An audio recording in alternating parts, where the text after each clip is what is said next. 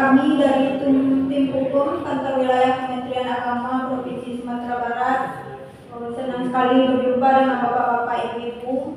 Mudah-mudahan bapak-bapak ibu-ibu semua sehat walafiat dan tak kurang suatu apapun. Amin.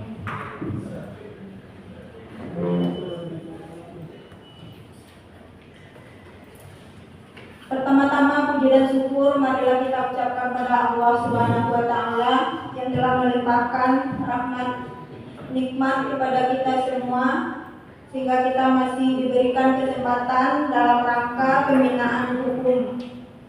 Salawat beserta salam tak lupa kita sampaikan pada junjungan kita Nabi besar Muhammad Shallallahu Alaihi Wasallam.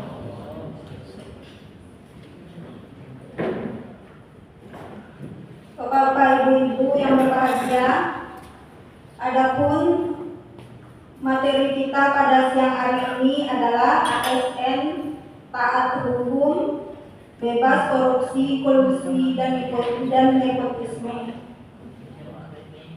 Taat hukum artinya bahwa kita harus patuh pada semua aturan-aturan hukum yang berlaku. Begitu juga bagi bapak-bapak, ibu-ibu, ASN semua dalam melaksanakan pekerjaan harus sesuai dengan aturan-aturan atau regulasi yang berlaku, yang insya Allah nanti akan disampaikan secara rinci oleh narasumber kita dari Kejaksaan Negeri Pesisir Selatan.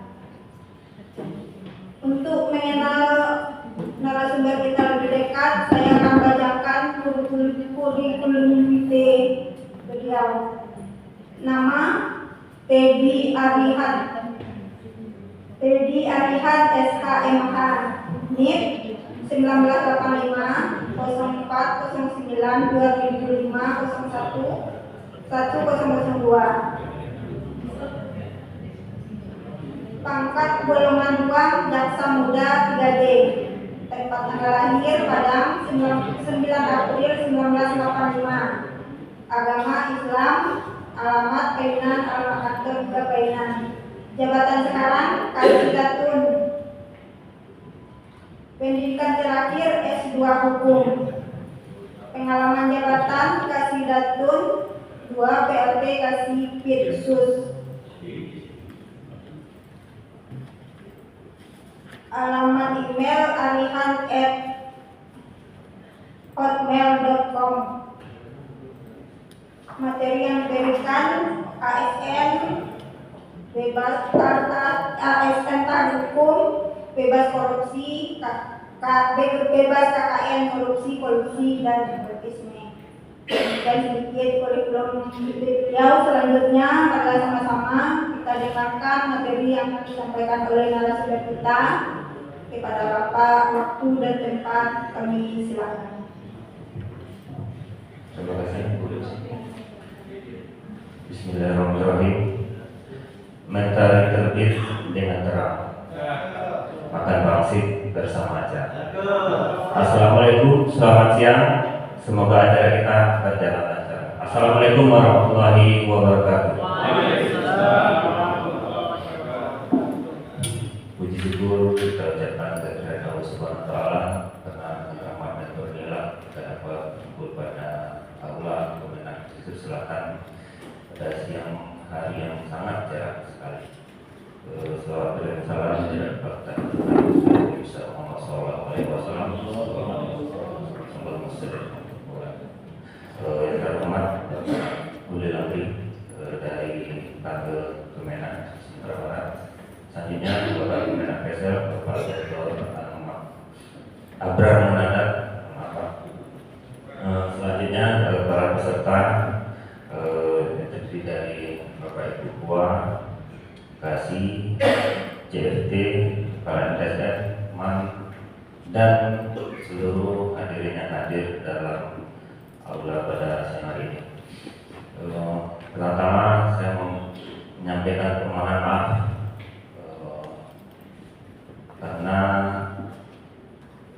Bapak Kajari tidak bisa hadir, Pak. Sesungguhnya Bapak Kajari sangat ingin hadir karena urusan dinas yang tidak bisa ditinggalkan Dan kenapa acara sekarang terlambat? Karena masih menghentikan acara ini, tapi dengan opsional yang ada tidak memungkinkan, jadi Pak Kajari menunjuk saya untuk menggantikan. Selanjutnya mohon maaf juga atas keterlambatan Pak, sesungguhnya acara bisa dimulai lebih cepat. Tadi Ibu Moderator sedikit menyampaikan bahwasanya jabatan saya sebagai Kasidatul, kebetulan juga saya menjabat sebagai PLT Kasidisus. Ini sebenarnya dua hal yang berbeda, Pak. Kalau Kisus itu penegakan hukum, kalau Kisus itu berkaitan dengan korupsi, berkaitan dengan pelanggaran hukum terhadap undang-undang khususnya ASN. Tapi kalau tupoksi saya selaku Kasidatul, ini sifatnya cenderung kepada pencegahan hukum. Kalau bahasa kerennya mitigasi risiko hukum. Tadi Pak beliau sudah menyampaikan bahwasanya di Datul ada fungsi penanggulangan hukum, ada fungsi kontrol hukum, ada fungsi pelayanan hukum, ada fungsi tindakan hukum lain, dan fungsi penegakan hukum juga ada di Datul. Tapi bersifat keperdataan. Izinkan Bapak Ibu saya menyampaikan sedikit paparan terhadap materi hari ini, ASN terhadap hukum bebas dari KKN. Next.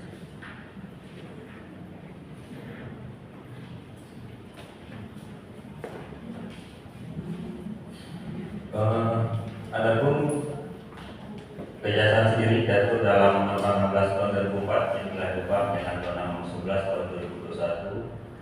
Desa itu PNS juga kan sama ASN dengan bapak-bapak ibu, cuma ada sifat-sifat kekhususan, memiliki tugas dan fungsi kewenangan yang diatur di undang-undang. Selanjutnya penuntut umum adalah jaksa dari kewenangan oleh undang-undang, ini sama. Jaksa penyidik ini jaksa yang dapat menyidik perkara tindak pidana korupsi. Untuk perkara tindak pidana umum, jaksa tidak bisa bapak-bapak ibu. Dan juga JPN. Nah ini JPN, ini saya selaku JPN selaku Kasidatul dengan surat kuasa khusus dapat bertindak baik di dalam pengadilan maupun di luar pengadilan untuk dan atas nama negara atau pemerintah. Sebenarnya jaksa eksekutor, jaksa nasional terhormat. Next. Ini secara umum pidana umum mungkin sering kita dengar juga melaksanakan tugas-tugas penuntutan perkara pidana umum seperti pencurian, pembunuhan, narkotika. Di sini di bidang pidana umum ini. Selanjutnya untuk bidang pidana khusus melakukan penyidikan tindak pidana korupsi, turut serta dan aktif dalam pencarian kebenaran, kesetaraan HAM berat, dan konflik sosial demi terwujudnya keadilan. Selanjutnya yang juga tugas khusus melakukan cita eksekusi untuk pembayaran denda maupun ganti, peninjauan kembali, dan penyadapan. Ini penyadapan diatur dalam undang-undang terbaru kejaksaan. Di samping itu kami di kejaksaan juga fungsi intelijen mungkin kita ketahui, tapi fungsi intelijen kejaksaan ini cenderung intelijen pelayanan hukum. Adapun fungsinya kesadaran masyarakat termasuk aliran kepercayaan, pencegahan penyalahgunaan atau penodaan agama, pembelian aset, penelusuran perampasan, dan pengembalian aset, serta menegakkan fungsi penyelidikan, pengamanan pengalaman untuk kepentingan penegakan hukum.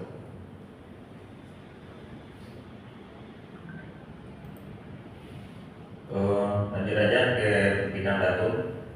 Ini Datul dapat memberikan pertimbangan hukum kepada Presiden atau instansi pemerintah lainnya. Jadi bapak-bapak ibu, ini contoh pertimbangan hukum saya contohkan. Pertimbangan hukum itu terdiri dari dua. Yang pertama penampilan hukum, yang kedua next. Yang pertama pendapat hukum, yang kedua penampilan hukum. Jadi klik atas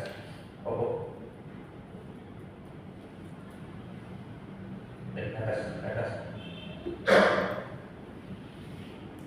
ke atas, ke atas. Oh, lagi terus. Oke, jadi kembali ke fungsi datu. Pelayanan hukum ini pelayanan yang kami berikan oleh JPN terhadap masyarakat.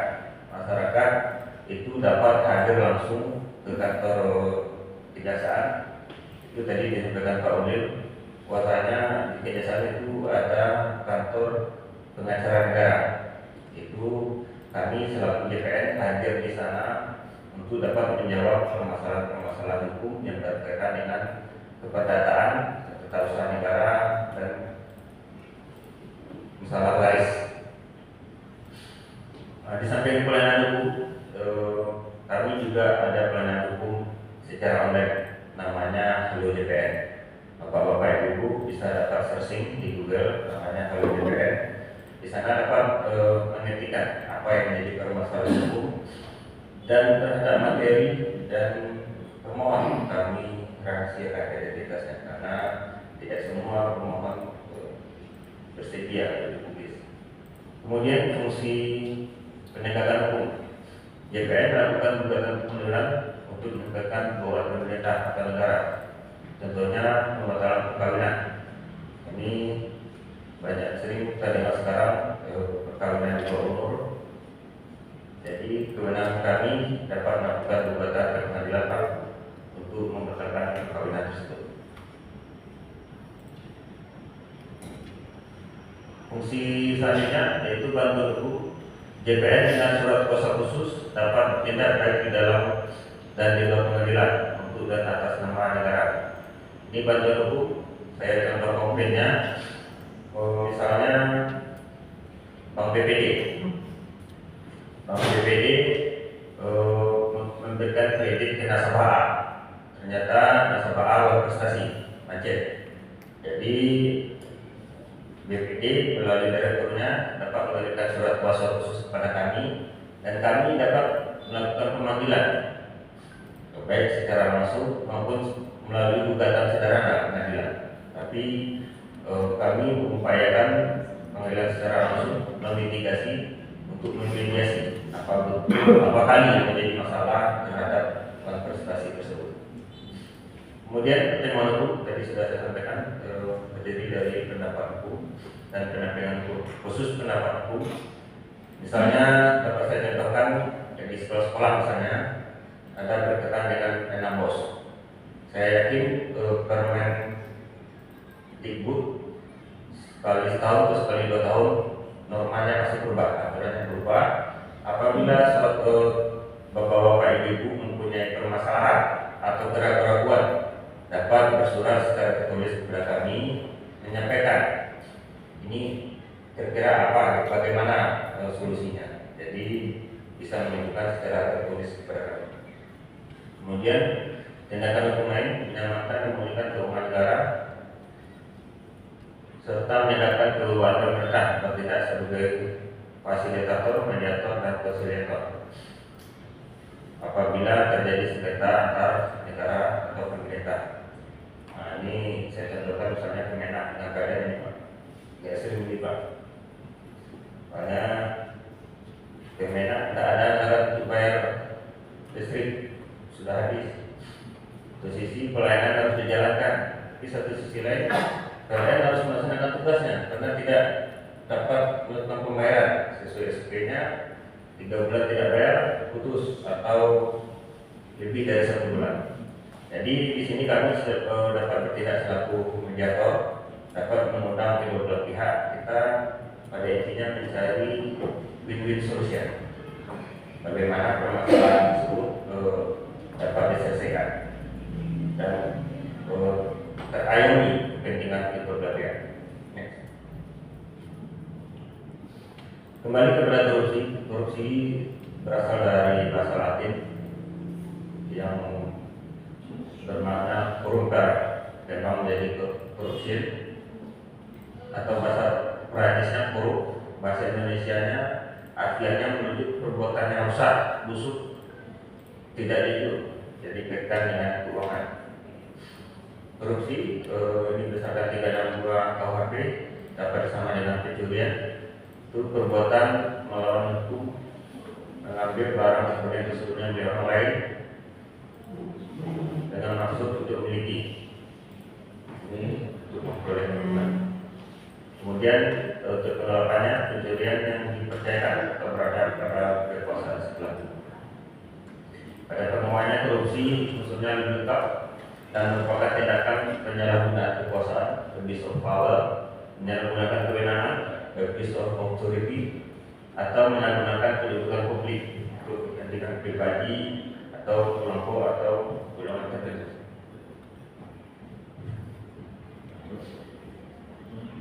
Jadi korupsi, bapak-bapak, ibu, dilakukan lebih dari satu orang, tapi tidak menutup kemungkinan dilakukan oleh satu orang.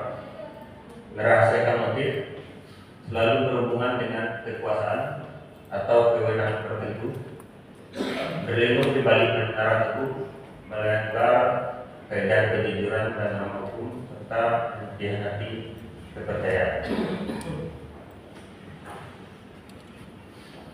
Ada faktor-faktor penyebab, faktor politik, ekonomi, nepotisme, kurangnya pengawasan, rendahnya moralitas dan etika, serta faktor budaya.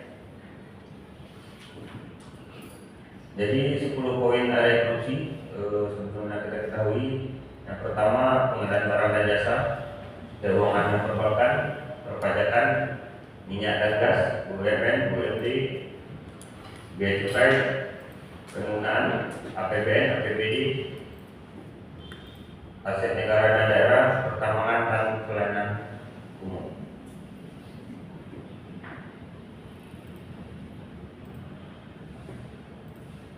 Pelaku korupsi di Indonesia kita bagi atas 3. Dalam ini perseorangan dan besar korporasi terdiri atas yang melakukan pelajar. Pelajar ini orang yang secara nyata melakukan perbuatan korupsi tersebut. Kemudian yang menyuruh melakukan, jadi dia menyuruh anggotanya, stafnya, ayolah maaf aja naikkan harganya, itu orang seperti itu. Ini bersifat kasistis. Terus yang turut melakukan ini dia tidak harus menarik keuntungan terhadap perbuatan. Dengan dia membantu menyediakan sarana, terjadilah perbuatan itu sudah turut serta melakukan. Dia tidak harus menikmati. Dia cukup memberi kesempatan. Padahal dengan kewenangan yang dia miliki, dia bisa melarang, dia bisa mencegah, tapi ini dibiarkan. Selanjutnya memakai kekuasaan, kekerasan, dan perbujukan. Korupsi selalu ada telepon dadar atau motor utama dalam melakukan perbuatannya. Tentu hal ini mengarah kepada abuse of power dan abuse of authority. Jadi bapak-bapak ibu, 7 rumusan dari korupsi. Jadi tipikal korupsi bagaimana ada dalam Undang-Undang 3199. Yang pertama berkaitan dengan keuangan negara atau perekonomian negara. Ini diatur dalam pasal 2 ayat 1 dan pasal 3. Ini yang berkaitan dengan keuangan negara. Ruginya negara, berkurangnya keuangan negara yang tidak bisa dipertanggungjawabkan dapat dikenakan di pasal 2 dan pasal 3. Kemudian yang kedua berkaitan dengan penyuapan. Penyuapan ini baik aktif maupun pasif. Ini diatur dalam pasal 5, 6, 11, 12.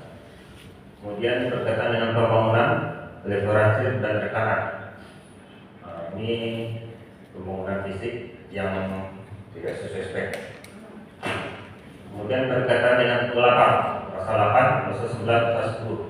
Penggelapan ini spesifiknya kepada pengelola keuangan.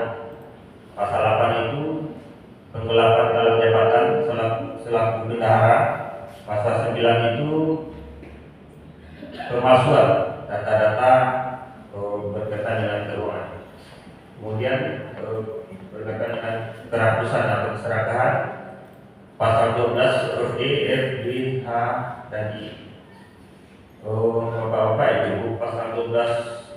ini sederhananya itu pungutan liar, pungutan yang tidak mempunyai dasar hukum, tidak mempunyai rujukan yang jelas dan mengandung pembenaran. Sepanjang tidak diatur dalam suatu aturan yang tegas dan jelas, suatu pungutan yang dilakukan oleh ASN ataupun honorer yang digaji oleh negara melakukan pemungutan tidak punya dasar hukum ini memenuhi unsur pasal 12 huruf E. Apabila bersifat memaksa, 12 huruf E ancaman minimal 4 tahun. Apabila sifatnya tidak ada memaksa tapi dia menerima, ini termasuk dalam 12 huruf F. Kemudian berkaitan dengan gratifikasi pasal 12B, 12D dan pemberian hadiah atau pasal 13. Bapak-bapak, ibu, kalau penjatuhan pidana nestapa di Tipikor ini kumulatif sifatnya, sangat berat. Pertama, berkaitan dengan kerugian keuangan negara, kami DPU akan menuntut pidana badan, pidana pokok. Kami akan menuntut berapa uang pengganti yang dinikmati. Kemudian apabila uang pengganti ini tidak sanggup diganti, ada pidana penggantinya dalam penjara atau lebih dikenal dengan subsidiar. Kemudian kita juga menuntut denda. Denda ini belum pernah 50 juta untuk Salatiga di pasal 2 minimal 200 juta. Dan juga denda pengganti denda apabila denda tidak bisa diganti dibayar dengan penjara berapa bulan. Dan ancaman terendah di Undang-Undang Tipikor sendiri minimal 1 tahun maksimalnya seumur hidup. Ini denda terendah 15 juta dan paling banyak 1 miliar. Dampak dan modus korupsi di Indonesia. Ini pada sektor pelayanan publik terabaikan, hak asasi manusia terlanggar, pasar tidak stabil, tidak ada kesinambungan pembangunan, penegakan hukum yang tidak tegas, kesejahteraan umum terabaikan, hancurnya kualitas hidup pendidikan, dan demokrasi tercederai. Modus korupsi yang sering terjadi pertama penggelapan pemalsuan, penyalahgunaan wewenang, usaha atau perbuatan sendiri tanpa melibatkan pihak lain, pemerasan itu tadi 12 survei, 12 survei, nepotisme, delegasi, menerima komisi, sumbangan ilegal dan pungutan liar. Adapun upaya dapat kita lakukan untuk melengkapi atau mengurangi menurut Jeremy Pope itu meningkatkan integritas, meningkatkan peran serta masyarakat. Secara preventif dengan menonton pencegahan ini memperkuat nilai iman dan kerohanian, sosialisasi pencegahan korupsi. Adapun secara persuasif berupaya untuk menghilangkan penyebab korupsi, menghilangkan peluang melakukan korupsi dan semaksimal mungkin mencegah terjadinya korupsi. Secara detektif berupaya untuk menampilkan suatu informasi apabila korupsi sudah terjadi dan semaksimal mungkin diidentifikasi dalam waktu yang sesingkat mungkin. Secara represif memproses pelaku korupsi yang sudah diidentifikasi menurut sensor hukum secara tepat dengan tingkat persen hukum yang diikuti penyidikan, penuntutan dan pemeriksaan pengadilan. Lakukan 3 pendekatan konkret untuk ekonomi moral terhadap berbagai sektor dalam pemerintahan yang tertuang dalam Supranas. Adanya pemimpin yang berani, bersih, jujur, dan bermoral tinggi. Pencegahan korupsi berfokus pada perbaikan sistem dan perbaikan manusianya. Peningkatan dukungan political will. Next.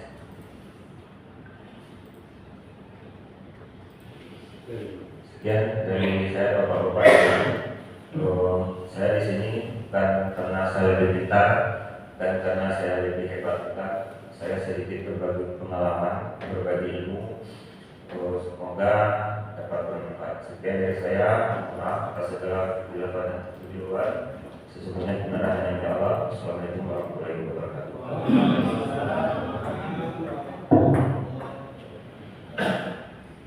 Terima kasih kita ucapkan kepada Bapak narasumber kita. Selanjutnya Bapak-Bapak Ibu-Ibu, kita masuk pada sesi tanya jawab. Pada sesi ini kami silakan Bapak-Bapak untuk bertanya. Kami berikan untuk 3 orang penanya.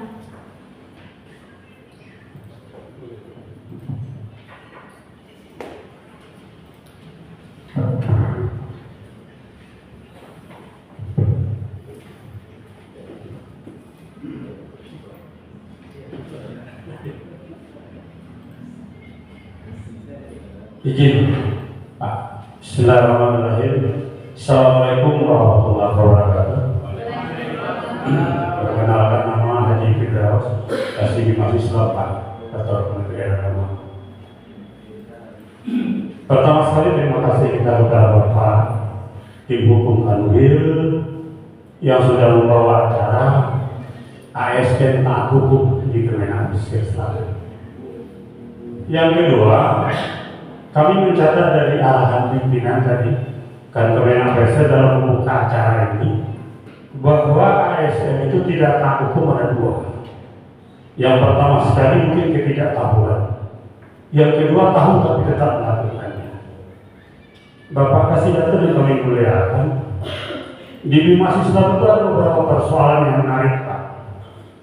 Yang pertama sekali terkait dengan kepenyuluhan.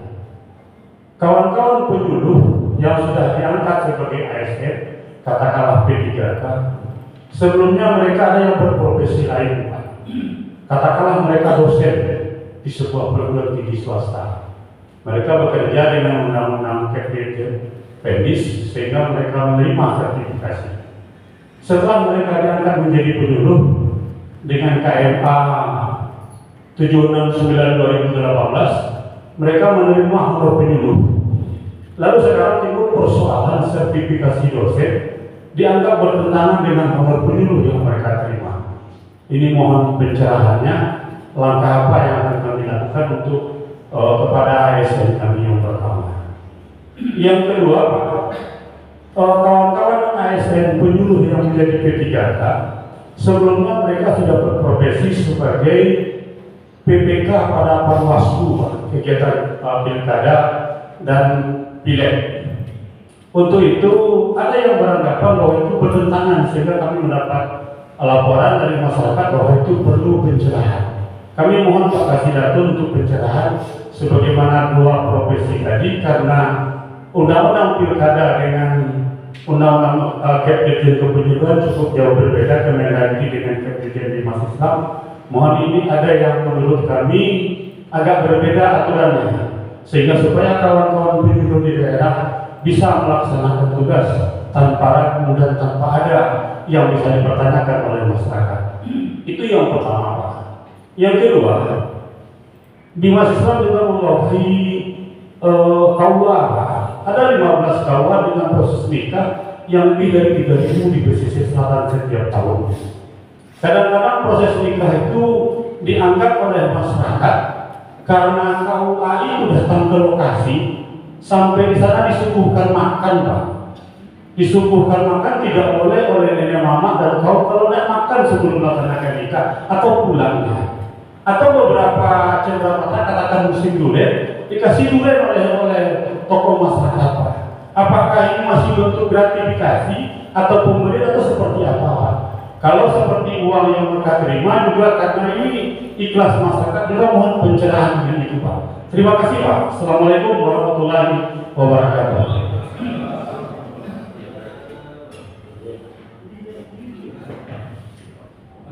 Masih bisa gitu. Mohon maaf berdiri, Pak. Terima kasih Bapak atas kesempatan yang diberikan kepada kami. Baik, kami perkenalkan diri kami. Nama Azwar Alim, SPD NR, utusan dari KKNI Kabupaten Selatan. Kali ini, dalam kesempatan kali ini Bapak, ini berpengalaman dari kinerja kita di lapangan di madrasah. Berawal dari madrasah EGI itu Bapak, namanya kita di madrasah EGI itu domisili EGI itu selalu berada di pelosok-pelosok, di kampung-kampung, kalau tidak di kaki bukit, tepi sungai, atau ada juga yang di dekat-dekat kuburan. Nah, begitu kondisionalnya madrasah EGI itu, karena berdiri EGI itu berasal dari tanah yang diwakafkan oleh masyarakat. Nah, untuk kita mempublikasikan madrasah ini bisa dididikan oleh masyarakat, kita banyak melakukan berbagai terobosan-terobosan atau promosi-promosi. Salah satu kiat kita untuk menggait peserta didik untuk masuk ke madrasah itu memberikan berupa pakaian gratis. Itu salah satu motivasi. Namun pemberian pakaian gratis itu Pak, dalam 3-4 tahun yang lalu ini sudah tidak boleh lagi, karena dianggap itu sudah dialokasikan, dialokasikan dananya ke yang lain. Namun bagi kami di FI tidak putus asa juga untuk mencari terobosan baru.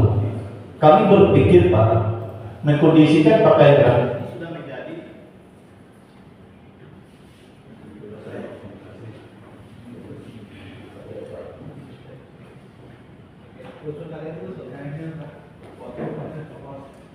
jadi kita di madrasah Pak mengupayakan bagaimana masyarakat kita itu terbantu dengan dari segi pembiayaan, karena mereka itu sudah terbiasa mendapatkan setiap ada siswa penerimaan siswa baru, anak-anaknya itu mendapatkan pakaian gratis. Paling tidak ada 2 atau 3 setel yang mereka terima. Satunya pakaian seragam hijau putih, kemudian pakaian batik, kemudian pakaian olahraga. Dan itu tidak bisa dijual umum. Memang itu harus pesan pembuatannya. Nah, dengan kebiasaan seperti tadi itu kalau kita rubah kebiasaan seperti tadi, itu akan menimbulkan polemik juga di masyarakat. Bahkan banyak persepsi negatif terhadap masyarakat. Nah, oleh karenanya kita berupaya membantu bagaimana pembelian pakaian-pakaian yang 3 macam tadi itu bisa dibeli dengan harga murah.